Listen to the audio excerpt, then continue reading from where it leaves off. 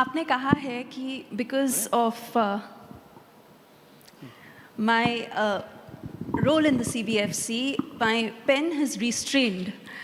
अब हम सभी लोगों के लिए जो आपका काम इतनी क्लोजली फॉलो करते हैं और आपसे और सुनना चाहते हैं, देखना चाहते हैं, थोड़ा एक डिसहार्टनिंग फीलिंग है, but at the same time आपका एक्सपीरियंस और आपका expression calls for that kind of a role. आपने ये भी कहा है कि मुझे रेगुलेट नहीं करना है, that is not my first interest, but जिस रिस्पॉन्सिबिलिटी से आप करते हैं is also what the country requires, and as an industry, as content by and large requires.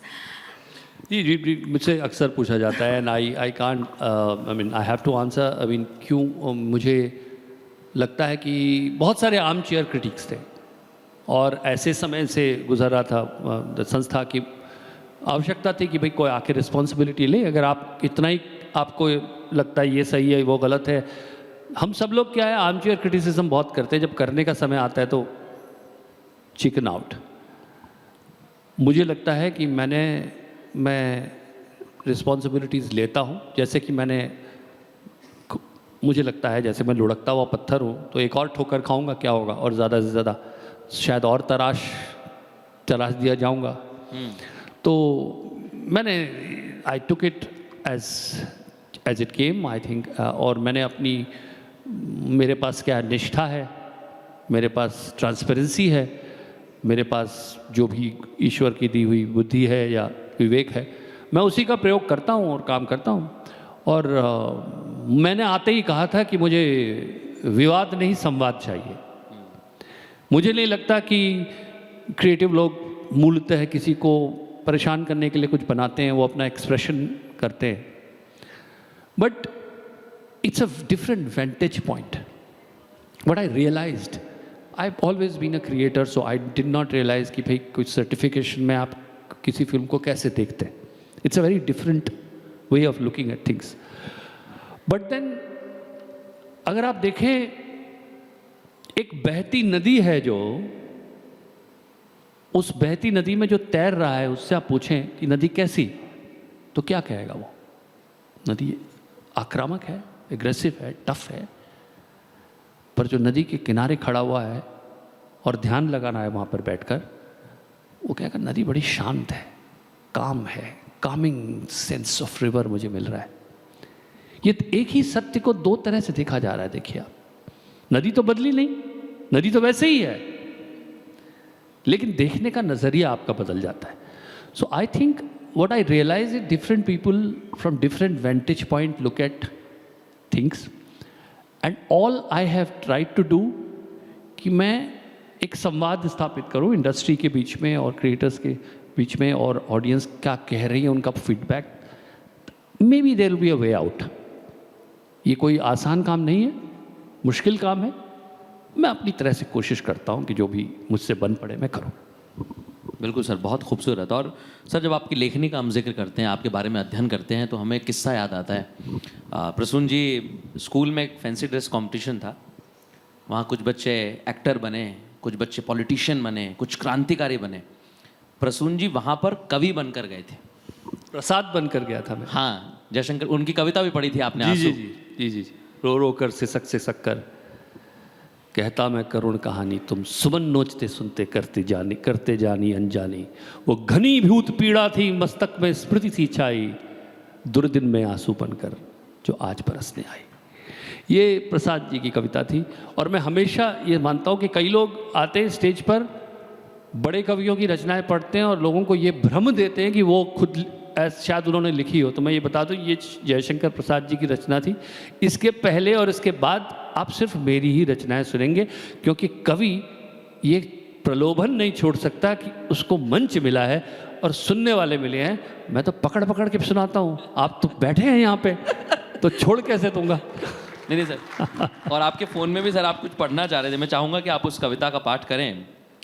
नहीं, एक नई कविता है। जी जी, इसलिए हम चाहते हैं कि संगम में वो नई कविता का अभी जरूर पाठ होना चाहिए। देश की बात होती है तो फिर से एक मैंने लिखा है। और there is one more thing I want to talk about. I think एक होता है आइकोनोक्लास्ट और एक होता है स्कल्प्टर। एक होता है मूर्तिकार, एक होता है मूर्ति भंजक। दो चीजें। मैं आपको बोर नहीं कर रहा हूं, पर थोड़ा सोचने के लिए कह रहा हूं आपसे। बहुत समय से और बहुत वक्त से हम सिर्फ मूर्ति भंजना को ही क्रिएटिविटी मानते हैं। किसी कोई परंपरा को तोड़ दो, कोई चीज को नष्ट कर दो, किसी चीज पर प्रश्न चिन्ह लगा दो, उसे आप वाह what a way of looking it, creativity आप कहते हैं उसको, सृजनात्मक। लेकिन जो छेनी हथौड़ी से बना रहा है, नक्काशी कर रहा है, कहीं हमने उसके साथ न्याय नहीं किया, उसको क्रिएटिविटी कहना हमने बंद कर दिया। I am not saying that questioning things is not creativity, of course it is. आप किसी चीज को नए तरह से देखें, सवाल उठाएं, लेकिन सिर्फ वही क्रिएटिविटी है जो हमने यहां तक इस देश में किया है अर्नब जी, कि इस देश के जो खूबसूरत राइटर्स और कवि थे, सूरदास जैसे कवि, जिन्होंने लिखा मैया मैं तो चंद्र खिलौना ले हूं, मैया कबहू बढ़ेगी चोटी, कीती बार मोहि दूध पीबत भई अजहू है ये छोटी। वो माँ से कह रहा है मेरी चुटिया कब बढ़ेगी, तुम तो रोज दूध पिलाती हो, कहती हो चुटिया बढ़ जाएगी, बढ़ती नहीं है। देखिए कैसा खूबसूरत चित्रण है बाल मन का, हमने उसको रिलीजियस पोइट्री कह के साइड में कर दिया। कितना बड़ा अन्याय है ये। आई थिंक वो क्रिएटिव हार्ट जो इतनी सुंदर रचना को दरकिनार कर सकते हैं, अपने को संवेदनशील तो नहीं कह सकते। इतनी सुंदर रचना, मैया मैं तो चंद्र खिलौना ले हूं, मैं तो चांद का ही खिलौना लूंगा, बस और कुछ नहीं लूंगा। Which modern child psychologist will not agree with that? That children do say things like that, and how beautiful poetry and the mother क्या करती हैं, वो लाती हैं एक थाल में पानी डाल के और उसके रिफ्लेक्शन को बोलती है देखो ये चांद है। And then the beautiful writing of Surdas is that how the child is playing with the reflection, the imagery, the use of metaphors, ये सब कितनी खूबसूरत चीज़ें हमने दरकिनार कर दी, क्योंकि हमने एक तरह की क्रिएटिविटी को क्रिएटिविटी कहा, दूसरी तरह की क्रिएटिविटी को हमने कहा either is religious, dogmatic, old, whatever you said, but where do you have the heart to say that? इस देश की दर्शन में कहीं ना कहीं धर्म रहा है, और आप उसको अगर छोड़ देंगे तो आप इस देश के दर्शन के साथ न्याय नहीं करेंगे।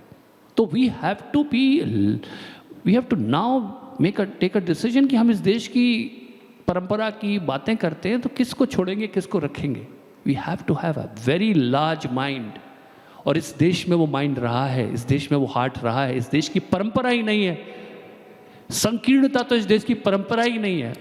यहाँ पर तो इतने सारे मतांतर, बातें, पोइट्री, म्यूजिक ऐसा चलता है साहब। दिखा दीजिए मुझे दूसरा देश, शायद बहुत देश प्रेमी हूँ पर हूँ क्या करूँ। हाँ तो मैं ये कह रहा था कि थैंक यू, ये मैंने नई कविता लिखी थी जी, कि अंधकार से जाकर कह दो रथ सूरज का निकल पड़ा है।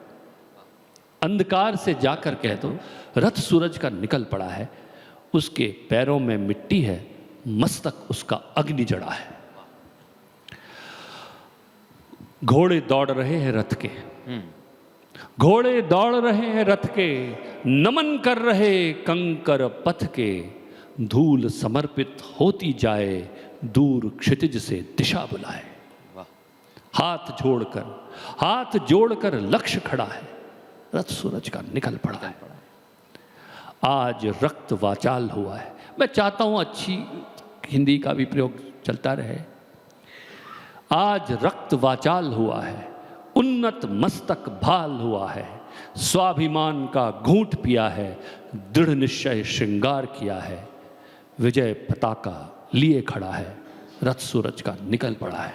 लास्ट छंद है इसका, सत्य सारथी बन जाए तो पहिए चक्र सुदर्शन होंगे। सत्य सारथी बन जाए तो पहिए चक्र सुदर्शन होंगे। काल रात्रि का चूर्ण उड़ेगा, काल रात्रि का चूर्ण उड़ेगा, नव प्रभात के दर्शन होंगे। जीवट अपना बहुत बड़ा है, रथ सूरज का निकल पड़ा है। बहुत सुंदर सर। और इसका वर्णन क्या किया जाए सर, जब कठिनाई में आदमी फंसता है तो इसी तरह से वो निकल पड़े अपने जीवन को जीने के लिए, अपने कौशल को पहचाने और इसी दिशा में जाए। क्योंकि हम जब आपकी कविताएं पढ़ते हैं सुयेशा सर ने प्रेम को भी ऐसे अपनी कलम में बांधा कि आज कई लोग हैं जो गुनगुनाते हैं, कैसे मुझे तुम मिल गई, किस्मत पे आए ना यकी। सर इसके बारे में भी थोड़ा बताइए हमें।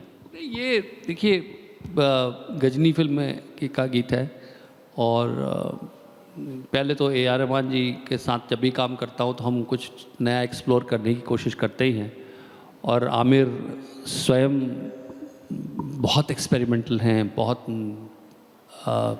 आपको एक माहौल कोशिश करते बनाने का कि आप नया कुछ कहें। तो मुझे लगता था कि the character of the film में जो आमिर प्ले कर रहे थे वो कुछ ऐसा ही कह सकता था कि उसको समझ नहीं आता कि मुझे इतना अच्छा साथी कैसे मिल गया है। और शायद हम में से कई लोग ऐसे लकी होंगे यहाँ पर भी शायद, जो ये फील करेंगे और करेंगे। मुझे लगता है ये हर लवर का गाना है, ये भी बजता है तो मुझे पता है कि लोगों को क्या होता है, उनको सच में यकीन नहीं आता है कि ये मुझे कहाँ से मिल गया भाई, ये कहाँ से मिल गई। क्योंकि we don't feel, and I think God is very kind to some who got those partners. ये सब उन लोगों के लिए है जिनको बहुत they feel lucky in life, and I think somewhere we do all feel, कहीं ना कहीं हम लोग को ब्लेस्ड है कि वो हमको फील होता है। और जो ब्लेस्ड नहीं है, मैं उनको शुभकामनाएं कि वो हो जाए ब्लेस्ड। पर कहते हैं फिल्मों में ही ज़्यादा दिखता है, real life sometimes can be very different, but